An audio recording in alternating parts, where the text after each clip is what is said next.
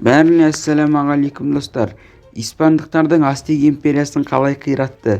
Кариб аралдарын жаулап алғаннан кейін испандықтар Мексико, Америкаға қонды. Онда олар үндістердің дамыған өркениетімен бетпе-бет келді. Кортекс пен оның сарбаздарының бір тобының алдында қиын міндет тұрды. Белгісіз жерде аман қалу, оның иелерін алу. Кариб аралдарының отарлануы.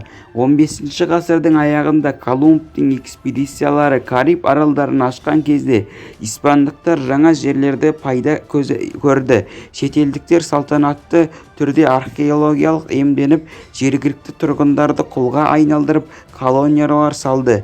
20 жылдың ішінде барлық жергілікті тұрғындар ауыр жұмыс немесе аурудың салдарынан қайтыс болды. Бірақ басқыншылар тәбетті тек өсті. Аралдағы испандықтар үндістердің шағын елді мекендермен ғана айналысты. Бірақ 1517 жылы американдық материкке дамыған өркениет туралы керемет қауесеттер колонизаторларға жетті. Бұл Астек империясы болды. Кортекстің отарлық Американы қонуы. 1519 жылы Эрно Кортекс плотты құрлықтың жағалауында жақындады. Испандық экспедицияға үлкен үміт артып, астектер есебін кез келген бағамен танымал болуы және де бай болуға ниет білдірді. Кортекстің иелігінде 11 кеме, 100-ге жуық теңізші және де 500 сарбаз, сондай-ақ аттар мен зеңбіректер болды. Болашақ кортексатор 1485 жылы Испан Медельинде дүниеге келді және де заңды зерттеумен бала кезінде авантюристердің өмірін армандады. Жас кезінде ол Кариб теңізіндегі колонизаторлар ретінде барып, бүлікші үндістерді қарсы қатыгез жазалау жорықтарында өзінің әскери талантын көрсетті. Нәтижесінде 1518 жылы Куба губернаторы Диго Блезокс Кортексті материкке экспедициясының басшысына қойды. Болашақта шенеунік бұл әрекетіне өкінді. Америкаға келгеннен кейін испандықтар олар үшін белгісіз әлемде болды. Олар азғындауларға ғана емес, қауіпті толы болды.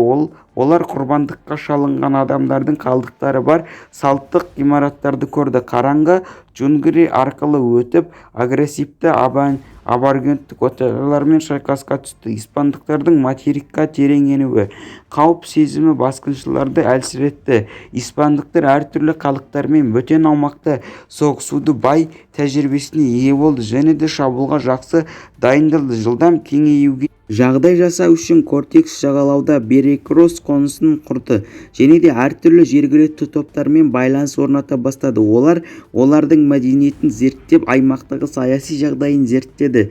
Қарауға оралу. 1519 жылы тамызда Кортекстардың Тласкалаға, үнді қала мемлекеттеріне жақындады. Оның тұрғындары астектермен гүл соғыстарында діни қақтығыстармен соғысып, барлық тұтқындарды құдайларға құрбан етті. Мұны білген Кортекс тлакандықтардың империяға қарсы қолданысы келді, бірақ соғысты үндістер ұрысқа кірісті. 2 апталық шайқастағы жергілікті тұрғындар испандықтардың батылдығын құрметтеп, бейбітшілік келісімін ұсынды. Оны қолдау үшін тласкалалық басқыншылары Кортекс пен оның офицерлері өздерінің қан қыздарының канизактары ретінде сыйға тартты. Маңызды испан-американдық одақтардың бірі құрылды. Астектердің көз алдындағы еуропалықтар. Астектердің жоғарғы билеушісі Монтезумаға бейтаныс адамдар туралы жаңалықтар келген. Ол не істеу керектігін білмеді. Ол анық емес әрекет етті. Кейбір тарихшылардың пайымдауынша көшбасшы көктегі коменттің жақында пайда болуына және де діни қызметкерлерге жоғарғы күзетшілердің белгілері ретінде түсірілген ибадатханалардың біріндегі өркениет алынды. Олардан кейін астектер тәңір таққа отыру үшін теңізден келу керек еді. Мүмкін және де сақалы испандықтар тамаша түрде соболи көріністерімен астек бұл туралы бежестемеде болуы Монтезума Кортекстің Кастеллорптың өзі деп санаған болуы мүмкін. Басқа нұсқа бойынша үндістердің билеушісі шақырылмаған қонақтардың әскери күші ескертті. Монтезум испандықтардың сан жағынан жоғарғы қарсыласқа қаншалықты сәтті неме қарсы тұрғанын айтты. Қоққан адамдар таяқтар, от шешу өтпен қабықтар және де үлкен қалқымалы мұнаралар туралы айтты. Ашық соғысқа жеңілуден қорқуы ұлы басқыншы дипломатияға мәжбүрлеу етуі мүмкін. Кортекс атаңызға айналған астана Тинеколида. Испандықтар Монтезумиді кім санасына да оларға империя арқылы еркін жүруге мүмкіндік беріп қана қоймай, 1519 жылы қарашада Тинеколияның астанасына кірді. Қарауға оралу плесі таптық және де ауқымды қаласы ортасында үлкен пирамида тәрізді ғибадатханаларда тұрды. Олардың жанында бақтармен безендірілген сарайлар болды. Елордадағы объектілер жүйесі болды. Ал қаланың өзі көлдің ортасындағы аралда орналасқан және де дамбалармен құрлықпен байланысқан. Технологиялықтың халқы шамамен 200 мың адамды құрады. Мұны ешкім ешқашан көрген емес, естімеген, тіпті түсінде біз көрген нәрсе туралы армандаған емес. Көп ұзамай испандықтардың кішкентай отряды басты айла амалмен басып алды. Қалаға барар жолда Кортекс әлеміне келді деп санады, бірақ ыңғайлы сәтте оның адамдары Монтезумның күзетшісін опасыздықпен өлтіріп, оны қуыршаққа айналдырды. Билеуші Кортекстің бұйрықтарын бере бастады. Қала тұрғындары ештеңе білмеді және де испандықтар сотта құрметті қонақтар деп санауды жалғастырды. Испан тылындағы бөліну Монтезумды басып алғаннан кейін 6 айдан кейін жағалаудағы мазасыз жаңалықтар келді. Материкке экспедицияның демеушісі Белазкес оның жетекшісі деген сенімін жоғалтты және де Кортексті тұтқындау үшін Кубадан жалдамалы адамдарды жіберді. Соғысы шұғыл түрде Астек астанасының басқыншылары қолдан тастап Базикластың адамдарымен кездесуге мәжбүр болды.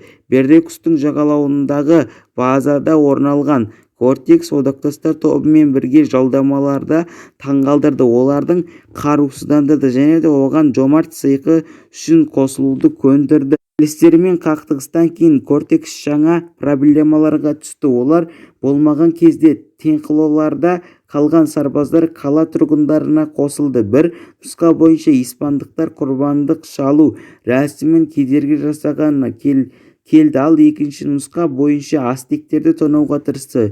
Барлығы Монтезума билеушісінің өзі қайтыс болған қырғынға айналды. Қақтығыс туралы білгеннен кейін Кортекс қалаға кіріп тастап кеткен адамдарды кездесті және де оларды 1520-да 30 маусымында қараған түні технолотынан жасырын түрде шығаруға шешім қабылдады. Ол тарихқа қайғылы түн ретінде кірді. Шегініп жатқан испандықтар табылып шабуыл жасай бастады. Онда сарбаздар қаза тапты, кейбіреулер тұтқынға түсе алмады. Ашуланған астектер тірі тұтқындарды жүрегін жұлып алып, оларды ғибадатханаларды құрбандық үстеліне өртеп жіберді.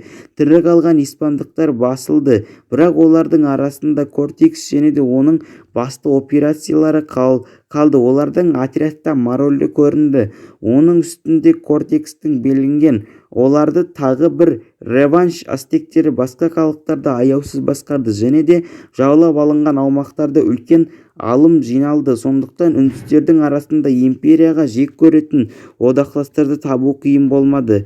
Тинеколияды қоршау және де Астек империясының аяқталуы. 1521 жылдың басында испандықтар Текласқа жауынгерлері мен басқа да үндістерді қолдауымен Тинеколияға шабуыл жасай бастады.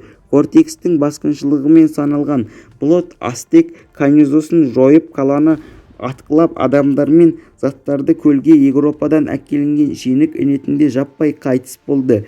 Бірнеше айдан кейін қала облысының басқарған аударылу және де күштеп ұстап технологияның құлауымен Астек империясы тез ыдырау басталды. Сдеблаш аймақ испандықтардың құтқынға көпшілігі байырғы тұрғындар және де проблемаларда қалған астектерден бостандық алғысы келген. Кортекстің американдық одақтастары жаңа империяның қол астында болды. Онда да ашкөз, қатал және де бөтен мәдениеттерге төзбейтін Кортекс титулы жергілікті қазына мен жерді алды.